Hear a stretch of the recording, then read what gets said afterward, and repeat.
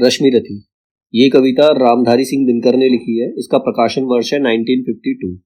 1952 में कविता लिखी थी रामधारी सिंह दिनकर ने। इस कविता का जो विषय है, विषय वस्तु है महाभारत के पात्र कर्ण के व्यक्तित्व को दिखाया गया इसके अंदर। कर्ण कैसा व्यक्ति था, मतलब किस तरह का उसका व्यक्तित्व था, ठीक है, कर्ण के बारे में बताया। और साथ ही साथ वर्णाश्रम और व्यवस्था पर व्यंग किया गया है, मतलब उस पर उभार किया गया। वर्णाश्रम क्या होता है? 4 वर्ण होते हैं, ठीक है, क्षत्रिय, ब्राह्मण, शूद्र और वैश्य, ठीक है। चारों का अलग अलग काम होता है, ठीक है। तो उस वर्णाश्रम व्यवस्था पर भी व्यंग किया गया है। अब इसमें 7 सर्ग है, इस कविता के अंदर 7 सर्ग है, मतलब अगर अंग्रेजी में पूछो तो इसमें 7 एपिसोड है, ठीक है। 7 सर्ग है। प्रथम सर्ग में क्या गया है? कर्ण का शौर्य प्रदर्शन। जब वहां पर रंगभूमि में कर्ण आता है, रंगभूमि में क्या था? जब सारे जो राजकुमार थे, सारे राजकुमार जब शिक्षा लेके लौटे थे तो सब अपने अपनी वीरता दिखा रहे थे, वहां पर सब अपना अपना रण कौशल दिखा रहे थे। तो वहां पर जब आकर के कर्ण प्रदर्शन करता अपने शौर्य का, उसके साथ जो भी संवाद होते हैं, दुर्योधन उसे अंग देश का राजा बनाता है, कृपाचार्य कुछ बोलते हैं, द्रोणाचार्य उसके बाद में बोलते हैं। तो ये सारी चीजें प्रथम सर्ग के अंदर बताई गई है, ठीक है। तो इस द्वितीय सर्ग जो है आश्रमवास है। द्वितीय सर्ग जो है वो, इसमें जो कर्ण जो है वो, कर्ण और जो उनके गुरु थे परशुराम, उसके बारे में दिया गया है, ठीक है। तृतीय सर्ग में कृष्ण के संदेश को बताया गया है, ठीक है। चतुर्थ सर्ग, चौथा सर्ग जो है उसमें कर्ण के महादान की कथा है, जिसमें वो अपने कवच कुंडल तक भी दान कर देता है। पंचम सर्ग के अंदर माता की विनती है, जब कुंती उसके पास आती है तो कर्ण कुंती को वचन दे देता है कि उसके 6 पुत्रों में से 5 ही पुत्र जीवित रहेंगे, या तो अर्जुन रहेगा या कर्ण रहेगा, तो बाकी उसके पुत्रों को वो कुछ नहीं करेगा, किसी को भी नुकसान नहीं पहुंचाएगा। तो ये पंचम सर्ग में बताया गया है। षष्ठम सर्ग जो है वो शक्ति परीक्षण है, यहाँ पर शक्ति का परीक्षण किया जाता है। और सप्तम सर्ग जो है वो कर्ण के बलिदान की कथा है। आखिरकार जब कर्ण अपने मित्र के लिए अपने प्राण तक त्याग देता है, ठीक है, ये सप्तम सर्ग में बताया गया। तो इसमें 7 सर्ग है, ठीक है, सातों सर्ग के अलग अलग टॉपिक्स है। प्रथम सर्ग, जय हो जग में जले जहां भी, नमन पुनीत अनल को, जिस नर में भी बसे हमारा, नमन तेज को बल को, किसी वृंत पर खिले विपिन में पर नमस्य है फूल, सुधी खोजते नहीं गुणों का आदि शक्ति का मूल, ऊंच नीच का भेद न माने वही श्रेष्ठ ज्ञानी है, दया धर्म जिसमें हो सबसे वही पूज्य प्राणी है, क्षत्रिय वही भरी हो जिसमें निर्भयता की आग, सबसे श्रेष्ठ वही ब्राह्मण है जिसमें तप त्याग। अब इसमें ये जो लाइनें लिखी है, इसका मतलब क्या है? जय हो जग में जले जहां भी, नमन पुनीत अनल को। पुनीत अनल मतलब होती है आग, पावन आग। जहां पर भी पवित्र अग्नि होती है, हवन की जो अग्नि होती है, उसकी हमेशा जय होती है, उसको हमेशा नमन किया जाता है, उसको हमेशा नमस्कार ही किया जाता है, ठीक है। जिस नर में भी बसे हमारा, नमन तेज को बल को, जिस भी नर, कोई भी नर हो, किसी भी जाति का हो, अगर उसके अंदर बल है, वो किसी की रक्षा कर सकता है, तो वो उसको भी नमन के योग्य है, उसको भी नमन किया जाना चाहिए। किसी वृंत पर खिले विपिन में पर नमस्य है फूल। अब फूल चाहे किसी बाग में खिले या किसी जंगल में खिले, वो पूजा के काम ही आता है, उसको नमस्कार ही किया जाता है। सुधी खोजते नहीं गुणों का आदि शक्ति का मूल। जो गुणी होते हैं, जिनके पास शक्ति होती है, वो उनको खोजने की जरूरत नहीं पड़ती, स्वयं ही पता चल जाता है, सामने उनको देख कर ही पता चलता है उनके शौर्य के बारे में, ठीक है। ऊंच नीच का भेद न माने वही श्रेष्ठ ज्ञानी है। श्रेष्ठ ज्ञानी कौन है? जो ऊंच नीच के भेद को नहीं मानता, ऊंच नीच नहीं मानता, वो हर किसी को समान दृष्टि से देखता है, उसकी योग्यता के आधार पर परखता है, वही ज्ञानी श्रेष्ठ है। दया धर्म जिसमें हो सबसे वही पूज्य प्राणी है। जिस व्यक्ति के अंदर दया है, धर्म है, वो प्राणी पूज्य है, वो पूजनीय है, ठीक है। क्षत्रिय वही भरी हो जिसमें निर्भयता की आग। क्षत्रिय राजा तो वही है जो किसी से ना डरे, ठीक है, जिसके अंदर निर्भयता हो, ठीक है। सबसे श्रेष्ठ वही ब्राह्मण है जिसमें तप त्याग। और ब्राह्मण श्रेष्ठ कौन है? जो तप करता हो और त्यागी हो, ना कि अपने स्वार्थ के लिए लोगों का इस्तेमाल करे, ठीक है। गुरु द्रोण ब्राह्मण थे, लेकिन उन्होंने अपने स्वार्थ के लिए पांडवों को शिक्षा दी थी, क्योंकि वो द्रुपद को हराना चाहते थे। द्रुपद जो उसके द्रौपदी के पिता थे, वो और जो द्रोणाचार्य थे आपस में मित्र थे। वो जब गुरु के आश्रम में दक्षिणा ले रहे थे तो द्रुपद ने उसको वचन दिया था कि जब भी मैं राजा बनूंगा तो अपना आधा राज्य तुम्हें दे दूंगा। लेकिन राजा बनने के बाद वो द्रोणाचार्य का अपमान कर देता है, राजा बनने के बाद द्रोणाचार्य का अपमान कर देता है, उसे अपनी सभा से निकाल देता है। तो उसी क्रोध की अग्नि में वो कहता है, मैं ऐसे शिष्य बनाऊंगा जो तुम्हें परास्त करके तुम्हारा सारा राज्य मेरे को दे देंगे। इसी इसी वजह से उन्होंने पांडवों को शिक्षा दी थी, इसी वजह से उन्होंने अर्जुन को सर्वश्रेष्ठ धनुर्धर बनाया था, ताकि वो द्रुपद को हरा करके उसका राज्य उसको दे। उसमें द्रोणाचार्य का स्वार्थ था, मतलब वो ब्राह्मण है, ब्राह्मण वही है जिसके अंदर तप और त्याग हो, लेकिन उन्होंने अपने स्वार्थ के लिए किया था। ठीक है। तेजस्वी सम्मान खोजते नहीं गोत्र बतला के, पाते हैं जग में प्रशस्ति अपना कर्तव्य दिखला के। हीन मूल की और देख जगत गलत कहे या ठीक, वीर खींच कर ही रहते हैं इतिहासों में ली। तेजस्वी सम्मान खोजते नहीं गोत्र बतला के, जो तेजस्वी होते हैं, जिनके अंदर ज्ञान होता है, जिनके अंदर क्षमता होती है, तो बोलकर नहीं बताते, वो करके दिखाते हैं। हम किसी को बोलकर नहीं बता सकते कि हमने ये कर लिया, हमने ये कर लिया, ये कर लिया, कुछ भी किया हो, सामने वाले को खुद पता चलना चाहिए तुम्हें देख करके, तभी वो असली सम्मान मिलता है। ठीक है। तेजस्वी सम्मान खोजते नहीं गोत्र बतला के, पाते हैं जगत में प्रशस्ति अपना कर्तव्य दिखला के। वो जगत में अपना नाम करते हैं अपने कार्यों से। ठीक है। आज एपीजे अब्दुल कलाम का नाम लिया जाता है क्योंकि उन्होंने कार्य वैसे किए थे। ठीक है। हीन मूल की ओर देख जगत गलत कहे या ठीक, हीन मूल की ओर देख मतलब मूल क्या, तो जड़। अब कोई व्यक्ति है, पिछड़ी जाति से है, अगर कोई व्यक्ति उसकी जाति को देखकर से जज कर रहा है तो उसका कोई मोल नहीं है। ठीक है। कोई गलत कहे या ठीक है, उसका फर्क नहीं पड़ता। जो वीर होते हैं, वीर खींच कर ही रहते इतिहासों में। लीक क्या होती है, जब कोई गाड़ी चलती है, कुछ भी चलती है, अपने पीछे निशान छोड़ती जाती है, तो वीर भी अब ऐसे कार्य करते हैं कि वो अपने निशान पीछे छोड़ते हुए चले जाते हैं, तो आने वाली पीढ़ियां उन्हें याद करती है, आने वाली पीढ़ियां उन्हें याद करती है। जैसे छत्रपति शिवाजी हो गए, महाराणा प्रताप हो गए, आज भी उनकी वीरता के लिए उनको याद किया जाता है, उन्होंने ऐसे कार्य किए थे। ठीक है। तो उन्होंने इतिहास में लीक खींची, उन्होंने अपना नाम छोड़ा है, जिसको आज भी हम बच्चों को पढ़ाते हैं और आने वाली जनरेशन भी उनके बारे में पढ़ती ही रहेगी, जानती रहेगी। जिसके पिता सूर्य थे, माता कुंती सती कुमारी, उसका पलना हुआ धार पर बहती हुई पिटारी। सूत वंश में पला चखा भी नहीं जननी का शीर, निकला कर्ण सभी युवकों में तब भी अद्भुत वीर। अब इसमें कर्ण के बारे में बताया गया है। कर्ण जिसके पिता सूर्य थे, माता कुंती थी, मतलब इतनी ऊंची एक राजकुमारी उनकी माता है और भगवान सूर्य उनके पिता हैं, लेकिन फिर भी उनका जो पलना है वो गंगा की धार में बहता हुआ दिखा, क्योंकि जो कुंती थी वो विवाह से पूर्व ही प्रेग्नेंट हो गई थी। ठीक है। उन्होंने कर्ण को जन्म दे दिया था, क्योंकि उन्हें एक ऋषि दुर्वासा थे जिन्होंने उन्हें आशीर्वाद दिया था, उन्हें एक मंत्र दिया था आशीर्वाद के रूप में कि तुम इस मंत्र को पढ़कर जिस भी देवता का स्मरण करोगे तो उसका अंश तुम्हारे पास रह जाएगा, तुम उसके पुत्र की माता बन जाओगी। तो उसने उसको परखने के लिए विवाह से पूर्व उस मंत्र का उच्चारण किया और सूर्य का ध्यान किया कि मुझे सूर्य के समान तेजस्वी पुत्र चाहिए। तो कर्ण का जन्म हुआ, लेकिन अब वो उसको अपना नहीं सकती थी समाज के डर से, तो उसने क्या किया, उसको एक पिटारी में बंद करके गंगा में बहा दिया। तो वही लिखा हुआ, उसका पलना हुआ धार पर बहती हुई पिटारी। सूत वंश में पला चखावी नहीं जननी का शीर, सूत वंश में पला। अब उस बहती हुई पिटारी को एक सूत कौन होते हैं, जो रथ खींचते हैं, जो राजाओं का रथ चलाते हैं, वो सूत होते हैं। ठीक है। उसने वो पलना निकाल लिया और उसको उसमें से निकला, कर्ण जब निकला तो उस सूत और उसकी पत्नी ने उसका पालन को पोषण किया। उसको तो अपनी जननी का शीर मतलब माँ का दूध भी नसीब नहीं हुआ। इतना होने के बाद भी निकला कर्ण सभी युवकों में तब भी अद्भुत वीर। जो जितने भी राजकुमार है, सबसे बड़ा वीर फिर भी कर्ण ही निकला, चाहे सिचुएशन कैसी भी हुई हो उसके साथ, लेकिन उसका जो तेज था वो नहीं दबा, उसने अपने आप को प्रूव किया, वो सबसे वीर, अद्भुत वीर बनकर आगे सामने आया। ठीक है। तन से समरशूर, मन से भावुक, स्वभाव से दानी। अब उसकी क्वालिटीज बताई हैं। तन से समरशूर मतलब एकदम वीर, दिखने में एकदम वीर है, मन से भावुक, इमोशनल है, किसी की बातों से वो भावुक हो जाता है, और स्वभाव से दानी, किसी को भी दुख में नहीं देख सकता, जो भी उसके द्वार पे मांगने आता उसको वो खाली हाथ जाने नहीं देता। जाति गोत्र का नहीं, शील का पौरुष का अभिमानी। उसे अपनी जाति गोत्र का कोई अभिमान नहीं है, सिर्फ उसे अपने बाहुबल पे अभिमान है, अपनी ताकत पर, अपनी जो भी उसकी क्षमता है, अपनी क्षमता पर उसे अभिमान है। ठीक है। ज्ञान ध्यान शस्त्र शास्त्र का कर सम्यक अभ्यास, अपने गुण का किया करने आप स्वयं सुविकास। ठीक है। ज्ञान उसने खुद प्राप्त किया, शस्त्र उसकी शिक्षा भी खुद ही प्राप्त की, उसको किसी ने पढ़ने नहीं भेजा, किसी ने उसको किसी गुरु के आश्रम में नहीं भेजा। शास्त्र भी उसने खुद ही पढ़े, सबका अभ्यास करके उसने अपने गुणों का खुद विकास किया, वो अपने आप स्वयं बना, उस पर किसी ने काम नहीं किया, उसने अपने पर काम खुद किया। ठीक है। अलग नगर के कोलाहल से, अलग पुरी पुरजन से, कठिन साधना में उद्योगी लगा हुआ तन मन से, निज समाधि में निरत सदा निज कर्मठता में चूर, वन्य कुसुम सा खिला कर्ण जग की आंखों से दूर।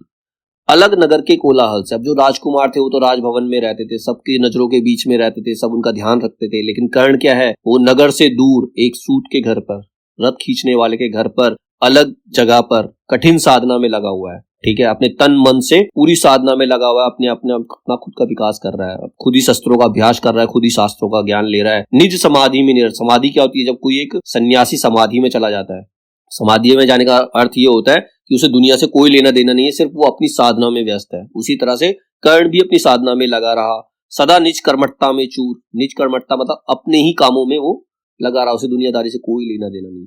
वन्य कुसुम सा खिला कर्ण जग की आंखों से दूर। वन्य कुसुम क्या होता है, जंगल का फूल। जैसे जंगल के फूल को कोई खाद नहीं देता, कोई पानी नहीं देता, वो अपने आप ही खिलता है, उसी तरह से कर्ण को भी किसी ने ध्यान नहीं दिया, वो अपनी खुद की मेहनत से अपने आप को उसने निखारा। तो वो एक जंगल के फूल की तरह सबकी आंखों से दूर पला हुआ है।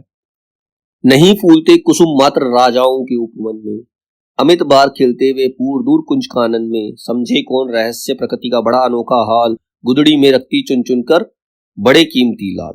कह रहा नहीं फूलते कुसुम मात्र राजाओं के उपवन। खाली फूल जो है राजाओं के गार्डन के अंदर ही नहीं खिलते हैं, जंगलों में भी खिलते हैं।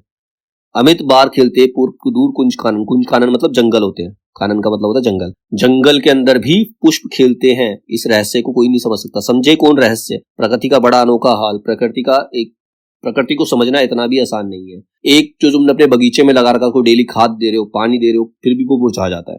और एक जंगल का फूल है, उसको कुछ भी नहीं मिल रहा, वो आंधी तूफान सब सह रहा है, फिर भी खिला हुआ है। तो ये प्रकृति का रहस्य इसे कोई नहीं समझ सकता। गुदड़ी में रखती चुन चुन कर बड़ी कीमती लाल। प्रकृति जो है अपने अंदर बड़ी कीमती चीजें रखती है, चुन चुन कर रखती है, जिसका रहस्य भी किसी को नहीं पता होता। रंग भूमि में अर्जुन था सब समा अनोखा बांधे, बड़ा भीड़ भीतर से सहसा कर्ण सरासन साधे। कहता हुआ तालियों से क्या कर रहा गर्व में फूल, अर्जुन तेरा सुयश अभी क्षण में होता है धूल। जब रंग भूमि में अर्जुन अपने कर्तव्य दिखा रहा था, लोगों को अपना ध्यान अपनी तरफ खींचे हुए था, उसी टाइम भीड़ के भीतर से एकदम कर्ण भीड़ को चीरता हुआ सामने आ जाता है और कहता है, हे अर्जुन, तालियों की गड़गड़ाहट से तू क्यों गर्व से फूल रहा है। लोग तालियों से तेरा स्वागत कर रहे हैं, जो तेरे लिए तालियां बजा रहे हैं, उससे गर्व करने की जरूरत नहीं है अर्जुन। तेरा सुयश अभी क्षण में होता है दूर। तेरा सुयश मैं अभी खत्म कर दूंगा, क्योंकि मुझ में तेरे से ज्यादा क्षमता है। ठीक है, तूने जो जो किया उसे मैं भी दिखला सकता हूँ, चाहे तो कुछ नई कलाएं भी सिखला सकता हूँ। आंख खोलकर देख कर्ण के हाथों का व्यापार, फूले सस्ता सुयश प्राप्त कर उस नर को धिक्कार। तूने जो जो किया उसे मैं भी दिखला सकता हूँ, जो जो तुमने कर्तव्य दिखाए हैं वो मैं भी दिखा सकता हूँ। ये सारी क्षमताएं मेरे अंदर भी है, सारा ज्ञान मुझे भी है, और चाहे तो इनके अलावा कुछ और भी सिखला सकता हूँ। इसके अलावा कुछ नई कलाएं भी मैं तुम्हें सिखा सकता हूँ। आंख खोलकर देख कर्ण के हाथों का व्यापार, अब तू मेरा शौर्य देख। आंख खोलकर मेरे शौर्य को देख, फूले सस्ता सुयश प्राप्त कर उस नर को धिक्कार। वो नर जो बिना कंपटीशन के अपने आप को विजेता मान ले, ऐसे नर को धिक्कार है।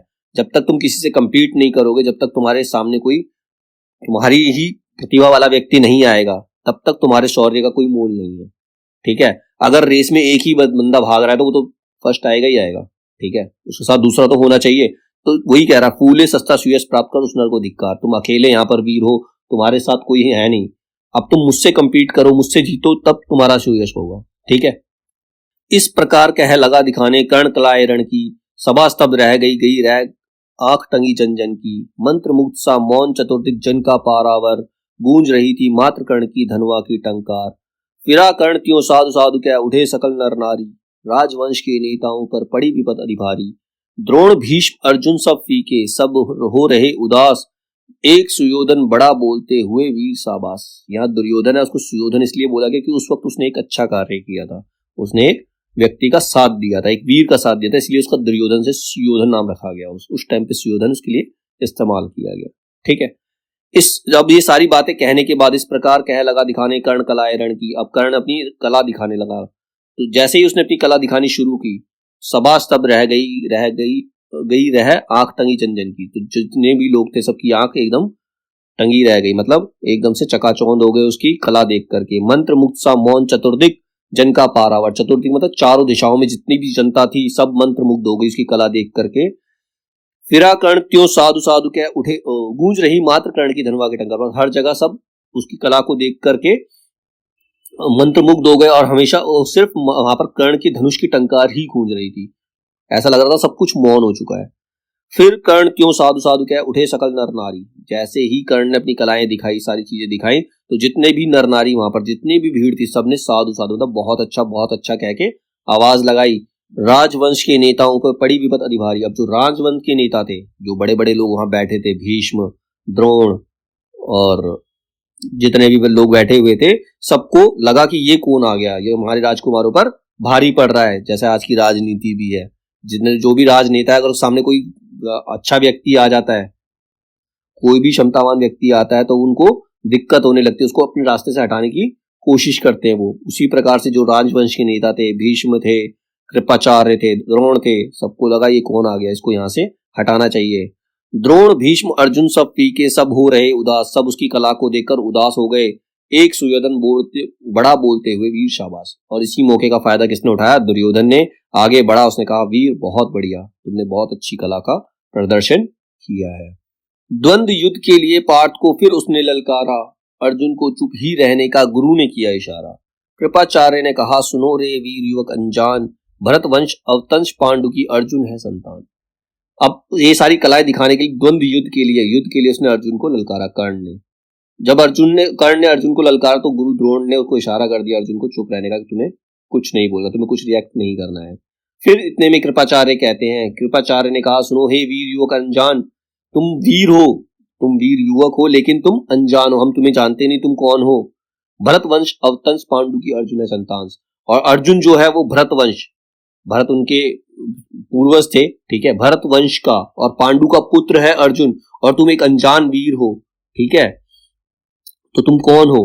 क्षत्रिय है या राजपुत्र है, यूं ही नहीं लड़ेगा, जिस तिससे हाथापाई में कैसे कूद पड़ेगा। ये क्षत्रिय है, एक राजपुत्र है, ये ऐसे ही किसी ऐरे गहरे से नहीं लड़ सकता, ठीक है, ये किसी बात पे ऐसे ही किसी राह चलते से हाथापाई में नहीं कूदेगा। अर्जुन से लड़ना हो मत हो गहो सभा में मौन, नाम दाम कुछ कहो बताओ किस जाति के हो तुम कौन। अब कह रहा अगर तुम्हें अर्जुन से लड़ना है तो सभा को ये बताओ कि तुम्हारा नाम क्या है, तुम्हारा गोत्र क्या है, और तुम किस जाति के हो, ये बताओ, तब अर्जुन तुमसे लड़ सकता है। फिर ये डिसाइड होगा कि तुम अर्जुन से लड़ सकते हो या नहीं।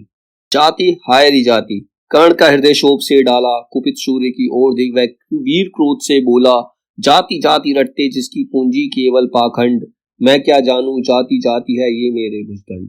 जाति, जैसे ही जाति का नाम आया, कर्ण को एकदम से तीर लगा, उसके हृदय में एक घात लगा, गहरा घाव लगा, और उसने गुस्सा होकर क्रोध में आकर सूर्य की ओर देखा और बोला जाति जाति रटते जिसकी पूंजी केवल पाखंड। ये जो लोग हैं ये सिर्फ एक पाखंड फैला रहे हैं, हमेशा जाति जाति ही रटते हैं। मैं क्या जानू जाति, मुझे जाति के बारे में क्या पता, मेरी जाति तो मेरे भुजदंड है, मेरी बाहुबल है, मेरा बाहुबल मेरी जाति है, मेरा शौर्य मेरी जाति है। ऊपर सिर पर करक छत्र भीतर काले के काले, शर्माते हैं नहीं जगत में जाति पूछने वाले, सूत पुत्र हूं मैं लेकिन थे पिता पार्थ के कौन। कह रहा ऊपर सिर पर करक छत्र, करक मतलब सोना, सोने का छत्र सर पर रखा हुआ है इनके, लेकिन मतलब जो उनके राज मुकुट है वो सोने के हैं, लेकिन अंदर से ये बिल्कुल काले के काले ही हैं।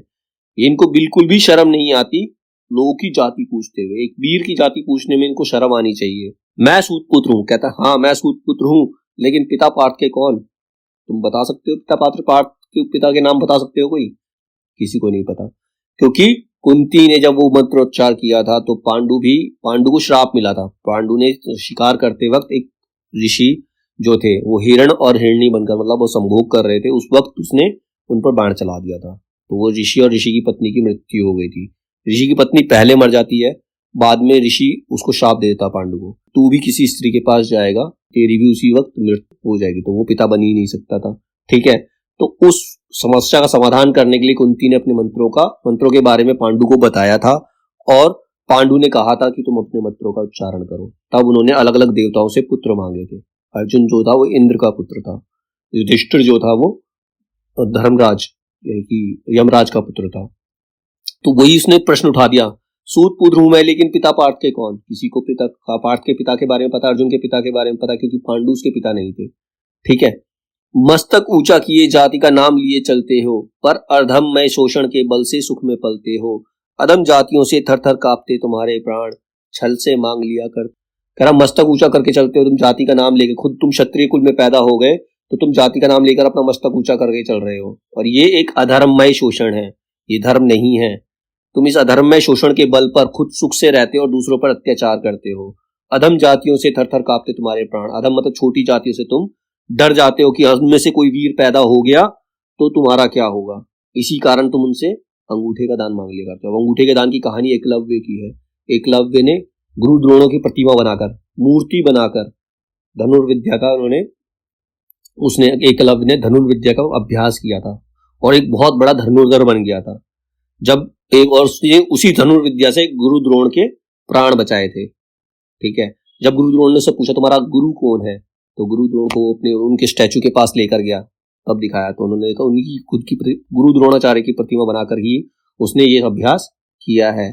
अब गुरु द्रोण को ये लगा कि ये अर्जुन से बड़ा धनुर्धर बन सकता है। यहाँ पर फिर उन्होंने भेदभाव किया।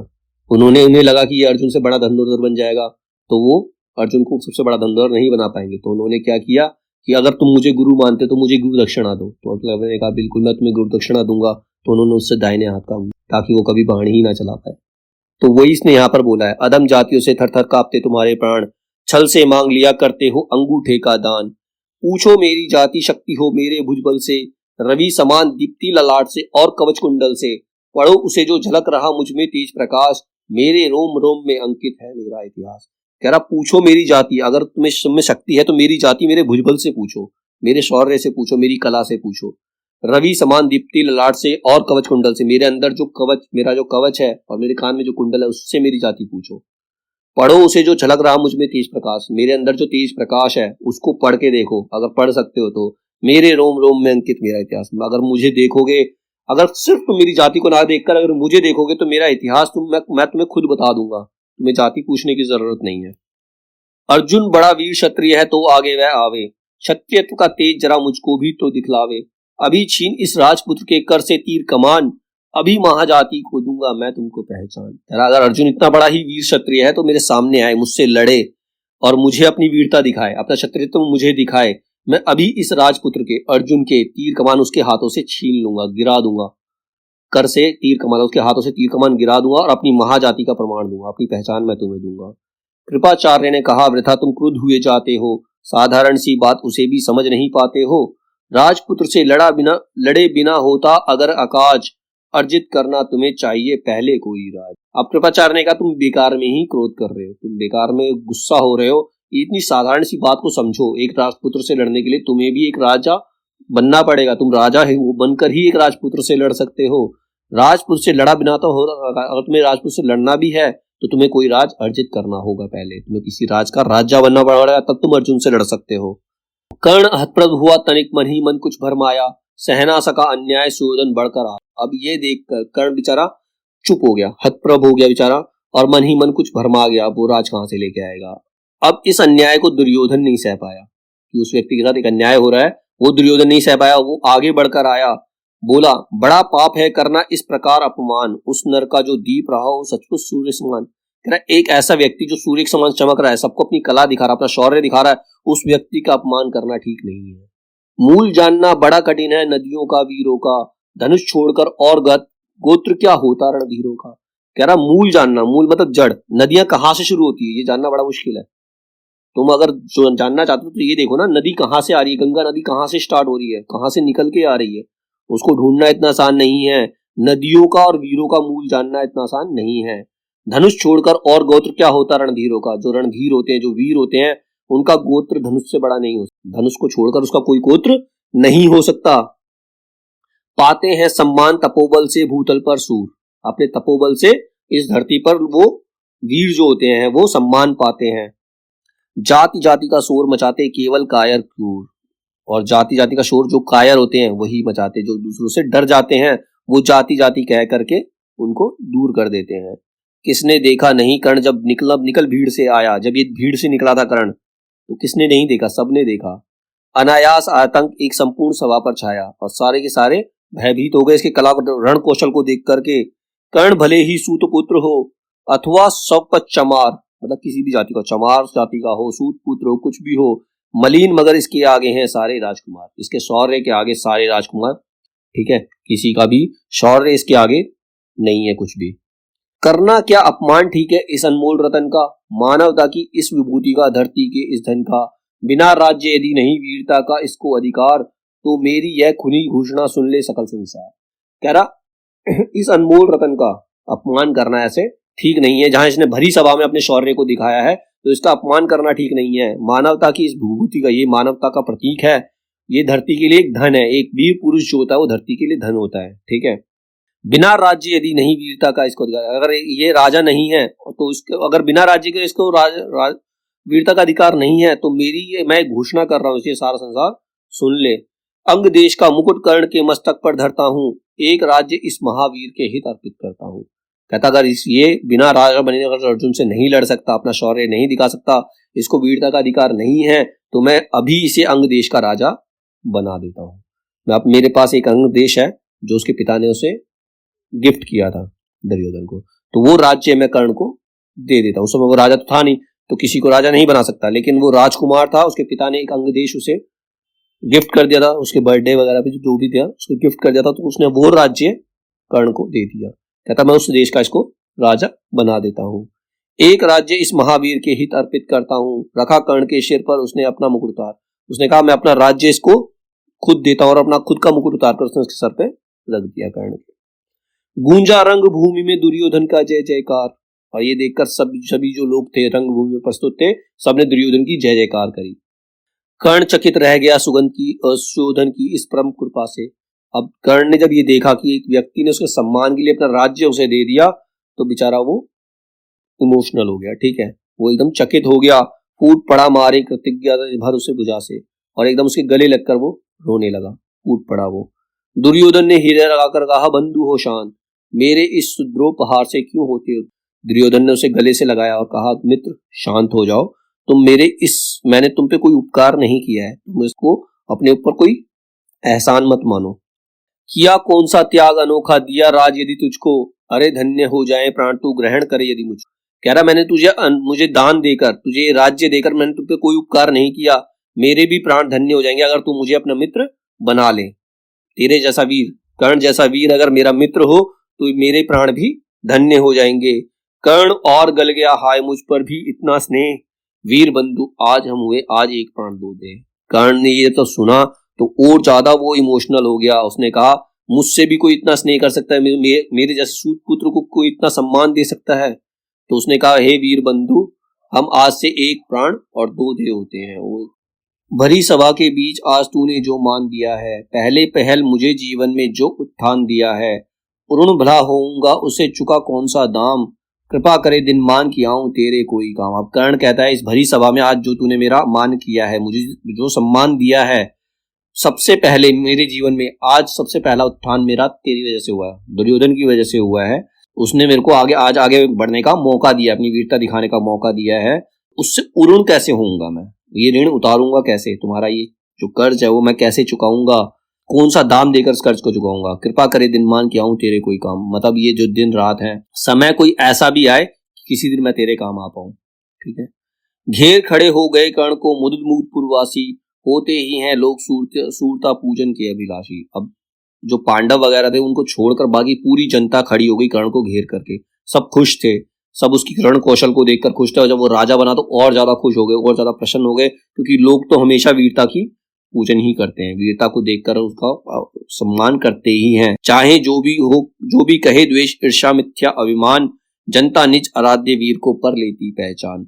वो कह रहा है चाहे कोई कुछ भी करे, द्वेष दिखाए ईर्ष्या दिखाए, एक वीर व्यक्ति को जनता पहचान ही लेती है, अपने आराध्य वीर को जनता हमेशा पहचानती है, ठीक है, और उसका सम्मान भी करती है। लगे लोग पूछने कर्ण को कुमकुम और कमल से, रंग भूमि भर गई चतुर्दिक कुल कल से, विनय पूर्ण प्रतिवंदन में जो झुका कर्ण सविशेष, जनता विकल पुकार उठी जय महाराज अंगेश। अब लोग कुमकुम और कमल से उसकी पूजा करने लगे, उसका राज अभिषेक होने लगा कर्ण का। पूरी रंग भूमि जो थी वो तालियों की गड़गड़ाहट से गूंज उठी, और सब विनय पूर्ण प्रतिबंधन से कर्ण को शीर झुकाकर उसके जय जयकार करने लगे, और उसको महाराज अंगेश के नाम से संबोधित करने लगे। महाराज अंगेश तीर सा लगा हृदय में जाके, विफल क्रोध में कहा भीम ने और नहीं कुछ पाके, है की झाड़े पूछ आज तक रहा यही जो काज, सूत पूत किस तरह चला पाएगा कोई राज। अब महाराज अंगेश, जब लोगों ने महाराज अंगेश कह के जागा जय जयकार किया तो ये बात जो है एक तीर की तरह जाकर भीम के हृदय में लग गई। भीम को एकदम से आघात लगा और एकदम क्रोध में भरकर उसने बोला, है की झाड़े पूंछ। है की, है मतलब घोड़ा, जो आज तक घोड़े की पूंछ झाड़ता आया है, क्योंकि उसका पिता सारथी था ना, जो आज तक घोड़े की पूंछ झाड़ता आया है, उसका जो काम ही घोड़े की देखभाल करना है, वो सूत पुत्र किस प्रकार कोई राज चला सकता है। उसने उस पर व्यंग किया, उसको ताना दिया। दुर्योधन ने कहा, भूम भीम झूठे बकबक करते हो, कहलाते धर्मज्ञ, द्वेष का विष मन में धरते हो। बड़े वंश से क्या होता है खोटे यदि काम, नर का गुण उज्जवल चरित्र है नहीं वंश धन धान। कह रहा दुर्योधन। तब दुर्योधन ने खड़े होकर कहा, भीम ये झूठी बकबक मत करो, इस प्रकार से तुम्हारा कहना ठीक नहीं है। कह तुम धर्मज्ञ कहलाते हो, धर्म के ज्ञाता कहलाते हो, और तुम्हारे मन में द्वेष का विषय, द्वेष मतलब क्या होता है, किसी से जलन, तुम किसी के लिए जलन अपने मन में रखते हो। बड़े वंश से क्या होता है खोटे यदि काम, अगर तुम्हारे काम ही खराब है तो बड़े वंश से कोई लाभ नहीं है, बड़े वंश से तुम्हारा सम्मान नहीं बढ़ेगा। नर का गुण उज्जवल चरित्र है, नर जो एक व्यक्ति है उसका जो गुण होता है उसका उज्जवल चरित्र होता है, उसको किस प्रकार का करैक्टर है, करैक्टर ही एक व्यक्ति का गुण होता है। वंश धनधान से कुछ नहीं होता। एक बड़े वंश का व्यक्ति भी अगर बुरे काम करता है तो उसका मान सम्मान नहीं हो सकता। सचमुच ही तो कहा कर्ण ने, तुम ही कौन हो बोलो, जन्मे ते किस तरह ज्ञात हो तो रहस्य खोलो। अपना अवगुण नहीं देखता अजब जगत का हाल, निज आगों से नहीं सूझता सच है अपना भाल। कह रहा सचमुच ही तो कहा कर्ण ने, तुम ही कौन हो बोलो। जब अर्जुन ने कहा था कि पार्थ के पिता कौन है तो उसने सच ही तो कहा था, तुम्हें पता है अपने पिता के बारे में, तुम कैसे जन्मे हो ये ज्ञात है तुम्हें, अगर तुम्हें पता है तो इस रहस्य को बताओ। अपना अवगुण नहीं देखता अजब जगत का हाल, ये जो संसार है वो अपना खुद का अवगुण नहीं देखता, अपनी कमी को नहीं देखता, क्योंकि निज आंखों से नहीं सूझता सच है अपना भाल। अपनी खुद की बुराई अपनी आंखों से नजर कभी भी नहीं आती, वो दूसरे की बुराई देखता है, अपनी बुराई नहीं देखता, अपनी कमियों को नहीं देखता।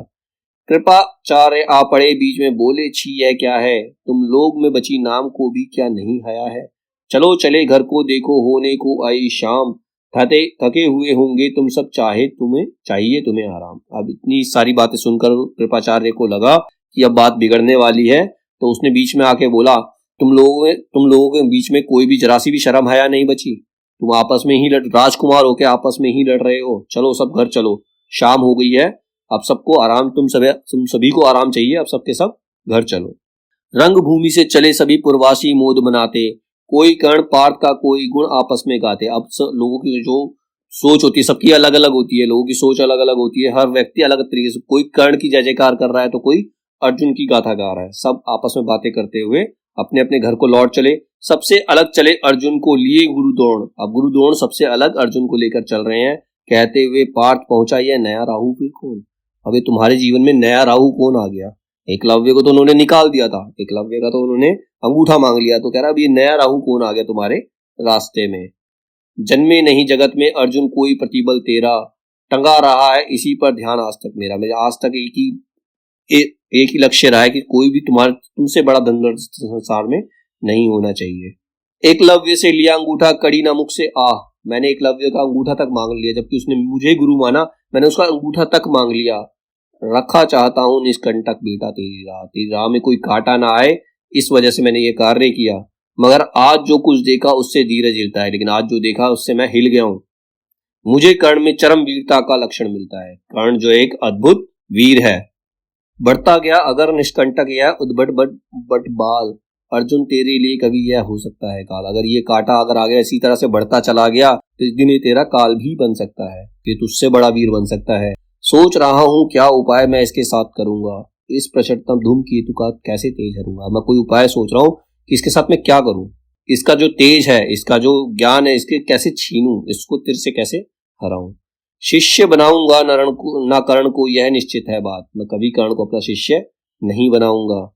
कर्ण भी गया था द्रोणाचार्य के पास शिक्षा मांगने के लिए, लेकिन सूत पुत्र कह के उन्होंने मना कर दिया, क्योंकि वो समझ गए थे कि ये अर्जुन से बड़ा वीर है, ठीक है, इसीलिए उन्होंने उसको शिक्षा नहीं दी।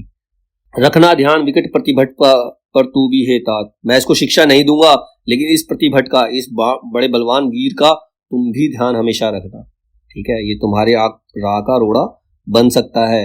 रंग भूमि से लिए कर्ण को कौरव शंख बजाते, चले झूमते हुए खुशी में गाते मौज मनाते। कंचन के युग शैल शिखर सम सुगठित सुघर स्वर्ण, गल बाही दे चले परस्पर दुर्योधन और कर्ण।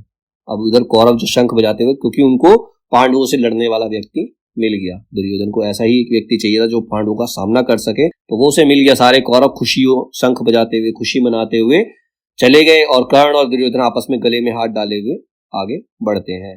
बड़ी तृप्ति के साथ सूर्य शीतल अस्ताचल पर से चूम रहे अंगपुत्र का स्निग्ध सुकोमल कर से।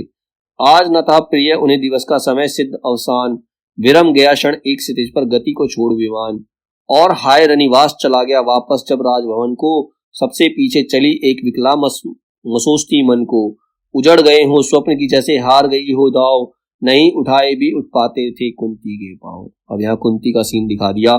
सभी सूर्य शीतल हो चुका है, शाम हो चुकी है, सारे अंगपुत्र को अपने हाथों में उठाकर चल रहे हैं, ठीक है, और ये सब चारे खुशियां मनाते हुए, और इसी के बीच में एक स्त्री जो अपने आप कोसती हुई चल रही है, उसके सारे स्वप्न बिखर गए क्योंकि उसने भी अर्जुन को पहचान लिया। कवच और कुंडल से उसने भी कर्ण को पहचान लिया कि ये उसी का पुत्र है और वो अर्जुन का शत्रु बन गया है। इसी से कुंती के पांव उठ नहीं रहे हैं। कुंती बहुत ही दुविधा में फंस जाती है। ये था प्रथम सर्ग।